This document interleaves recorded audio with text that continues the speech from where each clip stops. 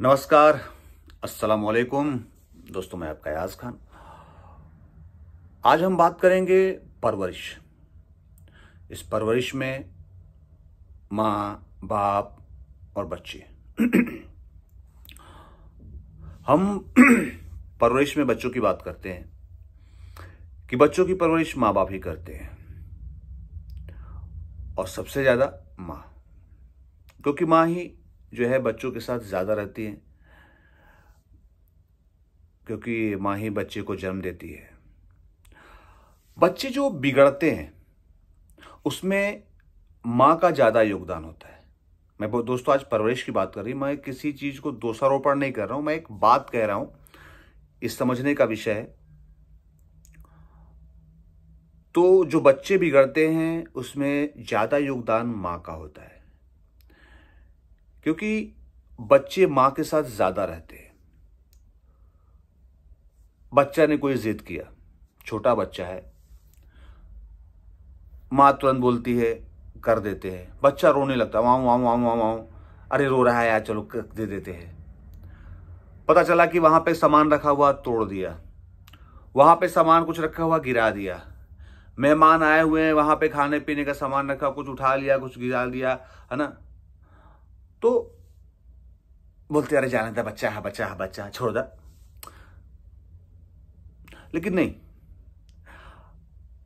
बच्चा है ठीक है, लेकिन बच्चे को अगर हम शुरू से कंट्रोल नहीं करें, कितना होता है जायदा छोट बच्चा ना बा, अरे छोट बच्चा है तो ठीक है, छोट बच्चा बा, अगर छोटे से नहीं संभालेंगे, उसको नहीं बताएंगे तो बड़े पे नहीं संभाला जा सकता।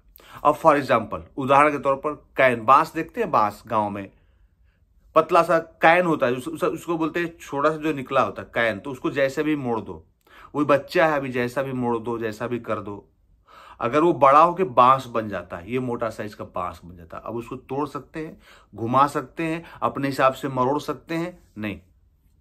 अपने हिसाब से उसको मोल्ड कर सकते हैं? नहीं।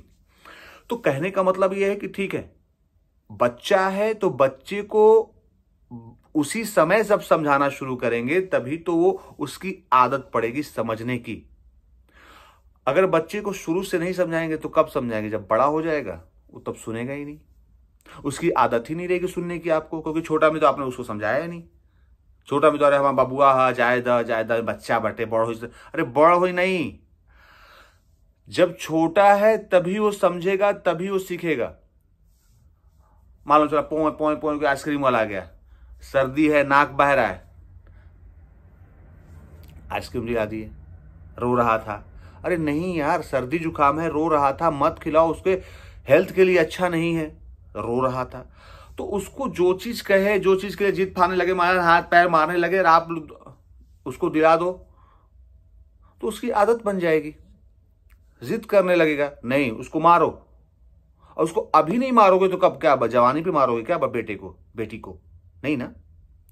तो बच्चे को हमें शुरू से ही मारने का मतलब ये नहीं कि मार को उसको जो है हाथ पैर तोड़ दो, मतलब उसको डराओ, उसको, उस बच्चा है ना, प्यार से मारो। मतलब प्यार से मारने का मतलब इतना डरा धमका के रहो कि वो आपके कंट्रोल में रहे, आपकी बातों को सीखे, आपकी बातों को समझे।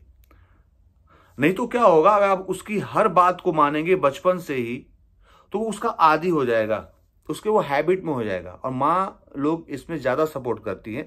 तो मैं इसलिए कहूंगा कि बच्चों को परवरिश में माँ का बड़ा योगदान होता है। तो वो ऐसा नहीं कि अगर कुछ भी करे तो उसको छोड़ दो, नहीं, उसको डराइए, उसको जो है मारिए।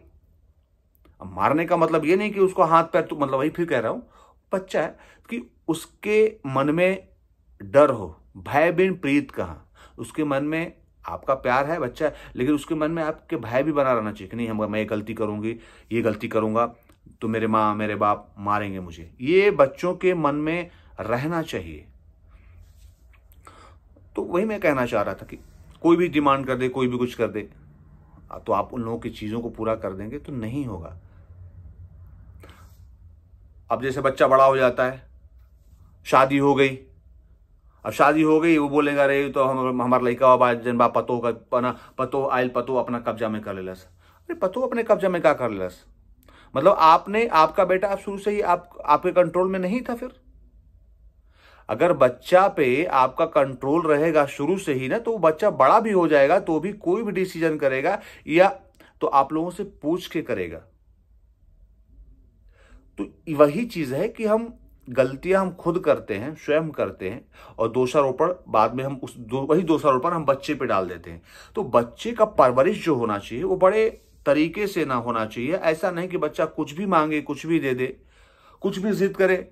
नहीं, कुछ जिद करे तो उसके शुरू से ही उसके मन में ये डालिए कि ठीक है, तुमको ये चाहिए ना, एक काम करो, ये तुम जो है ये जो है ये लेसन, ये ABCD, ये 1 2 3 ये तुम 10 तक याद कर लोगे, 20 तक याद कर लोगे, तब तुमको मैं कल ये दिलाऊंगा, दिलाऊंगी।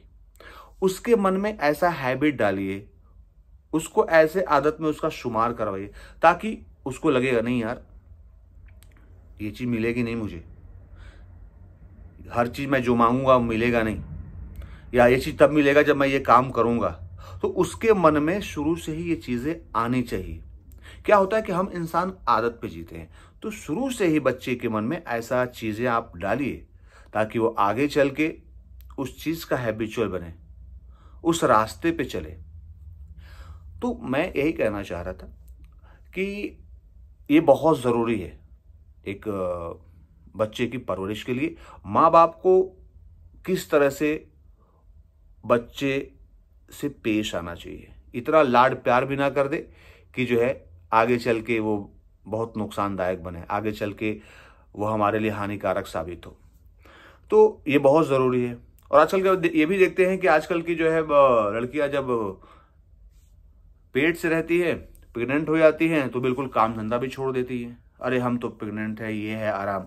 नहीं, ऐसा भी नहीं, ये भी गलत है। बहुत आराम की भी जरूरत नहीं है। आप जब वर्कआउट करते रहोगे, चलते रहोगे, कुछ काम करते रहोगे, तो ही आप भी स्वस्थ रहोगे और बच्चा भी स्वस्थ रहेगा। मैंने खुद देखा है, जब हम लोग छोटे छोटे थे यार, तो हमारी जो है दादी, हमारी माँ, बुआ, चाची, बड़ी अम्मी, ये सारे लोग मतलब सारा वर्क, मतलब आज तो सब कुछ जो है पिसा पिसाया, सब कुछ बना बनाया मिल जा रहा है, रेडीमेड मिल जा रहा है। बस खाली जो है गैस चालू करना है और सामान डाल देना है, गैस में सीटी लगा और बन गया।